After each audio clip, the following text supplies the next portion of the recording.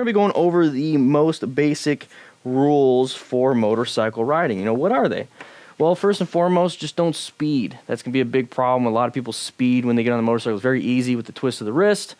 Lightweight motorcycle, lots of power for that weight. Not very good when it comes to a beginner. And then sometimes even experienced riders get caught up in that adrenaline rush and just don't really pay attention. They're white zoned out. They're not paying attention to hazards. They're not planning their ride. If you guys don't know what that is, we have that in our course, but just keep watching our videos and you'll find out more. So speeding, just don't go as fast. Slow it down. You're not going to have enough time to react when something comes at you because you're going too fast already. That's going to be one of the biggest causes of motorcycle crashes. Failure to negotiate a curve is a huge one, and that's usually people going too fast in the curve, going wide.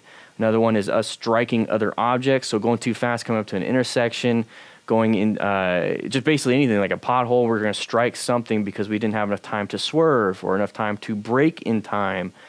And that's going to be a big problem. So typically going the speed limit is a huge, huge favor to you to stay safe. It's one of the most basic rules of motorcycle riding is going the speed limit and paying attention. It's one of the basic rules of driving any vehicle, and you guys should know that, hopefully. But if you're young, brand new, and you don't know, well, keep watching this. Subscribe if you want to. Another thing is, a basic rule is understanding slow speed maneuvers.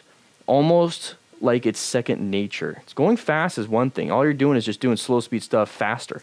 So you're just doing your turns, your braking, your head checks, your body positioning just faster. So if you can master the skill of slow speed stuff really well, adding a little bit of speed here and there is going to be easier because the fundamentals are already done. You're not adding different kinds of things. You already mastered the rest. Now we're just adding the other factor of speed. If you don't know how to do that and you want to practice, like I said, we got drills here.